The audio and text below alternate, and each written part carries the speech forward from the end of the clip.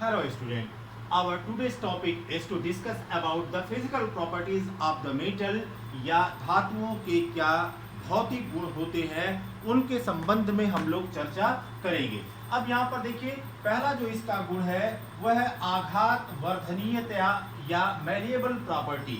Malleable property का मतलब होता है जब किसी धातु को हैमर करते हैं या पीटते हैं तो पीटने पर उसकी पतली चादर के रूप में जब परिवर्तन होता है या थिन लेयर के रूप में परिवर्तन होता है, such type of the property is known as the malleable property. तो यहाँ पर चाहे एल्युमिनियम हो या आयरन हो या कॉपर हो या सिल्वर हो या गोल्ड हो, इन सभी को पीट करके पतली चादर के रूप में परिवर्तित किया जा सकता है। अब यहाँ पर देखिए पतली चादर के रूप में परिवर्तित करने पर हमको फायदा क्या होता है, इससे हम मनचाही वस्तु या मनचाहे आकार की वस्तुओं का निर्माण कर सकते हैं।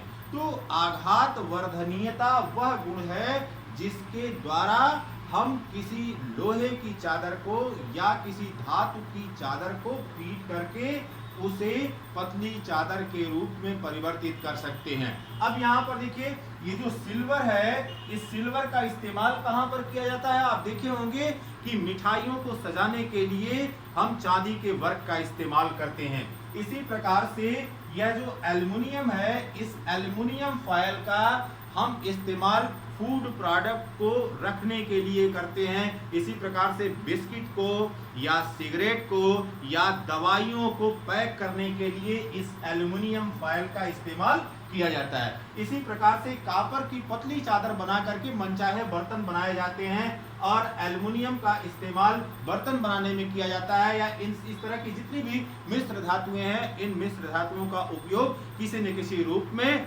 हमारे घरेलू उपयोग की सामान या मशीनरी बनाने में किया जाता है, क्योंकि इनको बड़े आसानी से पतली चादर के रूप में परिवर्तित किया जा सकता है। अब दूसरा गुण है इसका तन्यता का गुण।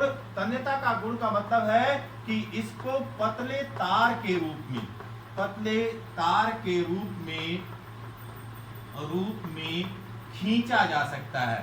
तो यदि धातुओं को पतले तार के रूप में खींचा जा सकता है तो आप देखेंगे कि 1 ग्राम अगर गोल्ड लेते हैं तो 1 ग्राम गोल्ड से आप 2 किलोमीटर लंबी आप पतली तार खींच सकते हैं। अब इसी गुण का उपयोग आप देखेंगे बिजली के खंभों पर जो तार गया हुआ है एक स्थान से दूसरे स्थान पर, इसी गुण का इस्तेमाल करके तारों को बनाया जाता है। और वह तार एल्युमिनियम के, कॉपर के या घरों में जो वायरिंग होती है उसमें जो तार लगे होते हैं वह तार भी इसी प्रॉपर्टी का उपयोग करके बनाए रहते हैं या इनको पतले तारों के रूप में बड़े आसानी से खींचा जा सकता है।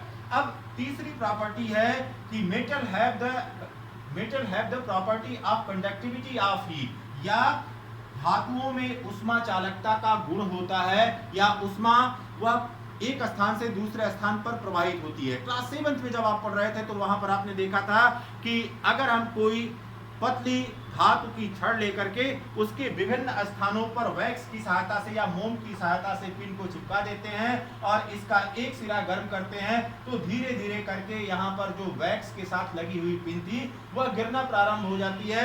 इसका मतलब है कि by heating one portion of any metal the heat transfer from another metal या अनदर पोर्शन, या उष्मा का प्रवाह एक भाग से दूसरे भाग में हो जाता है जब धातुओं को गर्म किया जाता है। और इसी का उपयोग करके हम जितने भी खाना बनाने के बर्तन हैं, चाहे वो एल्युमिनियम के हों या कॉपर के हों या स्टेनलेस स्टील के हों, इस तरह के बर्तनों का उपयोग खाना बनाने में करते हैं।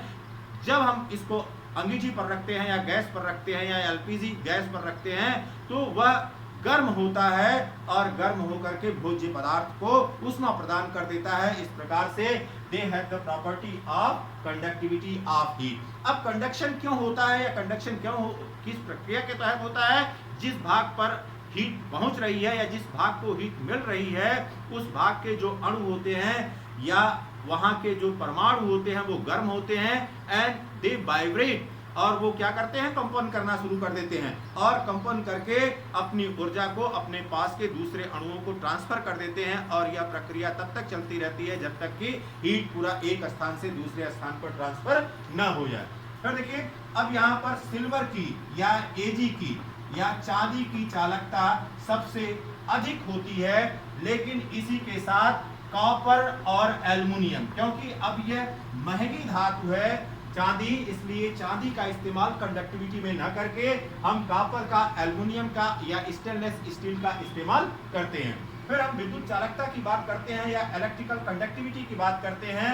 They have the property of electrical conductivity, क्योंकि इलेक्ट्रिकल कंडक्टिविटी क्या है, विद्युत का एक स्थान से दूसरे स्थान पर प्रवाह। यदि किसी बैटरी को हम बैटरी लेकर के और तार की सहायता से बल्ब को, की को या कुंजी को जोड़ दें, तो आप देखेंगे कि यहाँ पर जो लगा हुआ बल्ब है यह बल्ब ग्लो करना शुरू कर देता है या जलना शुरू कर देता है।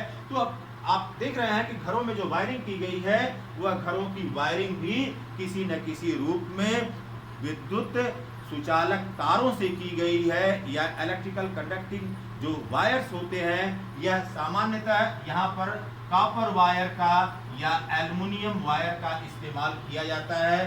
सबसे अधिक, फिर आपको बताएं कि सबसे अधिक कंडक्टिविटी किसकी होती है, सिल्वर की होती है। इलेक्ट्रिकल कंडक्टिविटी सिल्वर की सबसे अधिक होती है, लेकिन क्योंकि यह महंगी धातु है इसलिए तार बनाने में इसका इस्तेमाल नहीं करते हैं। तार बनाने में कॉपर और एल्युमिनियम का इस्तेमाल करते हैं, घरों में कॉपर का इस्तेमाल करते हैं, और बाहर जो गवर्नमेंट एक जगह से दूसरे स्थान पर या एक स्थान से दूसरे स्थान पर विद्युत का प्रवाह करती है उसके लिए एल्युमिनियम के तारों का प्रयोग किया जाता है। अगली प्रॉपर्टी है इसकी कि इसमें धात्विक चमक होती है या इसमें एक मेटालिक लस्टर होता है। अब मेटालिक लस्टर का मतलब हुआ कि धातु को अगर खुला छोड़ देते हैं तो उसकी चमक जो है धीरे धीरे समाप्त हो जाती है, क्योंकि वातावरण में उपस्थित जो कार्बन डाइऑक्साइड या सल्फर डाइऑक्साइड या इस तरह की गैसें हैं उन गैसों से क्रिया करके इसकी चमक खत्म हो जाती है। लेकिन अगर सैंड पेपर से इसको हम रगड़ करके साफ करके देखें तो आप देखेंगे कि हर एक धातु की अपनी विशेष चमक होती है। अब देखिए यहाँ पर सोना हुआ Au या चांदी Ag या प्लेटिनम, इन धातुओं का उपयोग हम आभूषण बनाने में करते हैं, क्योंकि इनकी चमक समय के साथ समाप्त नहीं होती है या समय के साथ कम नहीं होती है, इसलिए इनका इस्तेमाल आभूषण बनाने में किया जाता है। So there is a metallic lustre in all the metal present in the atmosphere are present in the nature. फिर यहाँ पर देखिए कि इसमें हार्डनेस होती है या कठोरता होती है धातुओं में, इसका अपवाद केवल सोडियम, पोटेशियम और लिथियम है।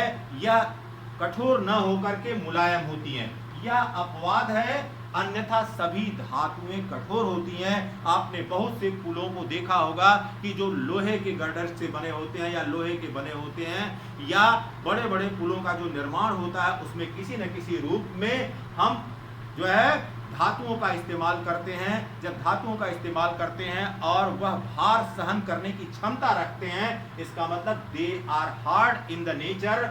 Only sodium, potassium and lithium they are soft in the nature, और इसको चाकू से बड़ी आसानी से काटा जा सकता है, बड़ी आसानी से काटा जा सकता है। तो यह सभी धातुएं कठोर होती हैं, लेकिन सोडियम, पोटेशियम और लिथियम ये सॉफ्ट होती हैं, इनको चाकू से बड़े आसानी से काटा जा सकता है। फिर बात करते हैं मजबूती की या स्ट्रांगनेस की। तो धातुओं में अपनी एक स्ट्रांगनेस होती है, और इस मजबूती के कारण ही धातुएं किसी भी आधार को या किसी भी भवन को या किसी भी बिल्डिंग को या किसी भी ब्रिज को या किसी भी सुरंग को अथवा किसी भी मेट्रो स्टेशन को बड़े आसानी से संभाल करके रखती हैं। तो इसमें स्ट्रांगनेस होती है। इसी प्रकार से जितनी भी धातुएं होती हैं वो सोनोरस होती हैं या उनमें मधुर ध्वनि पाई जाती है।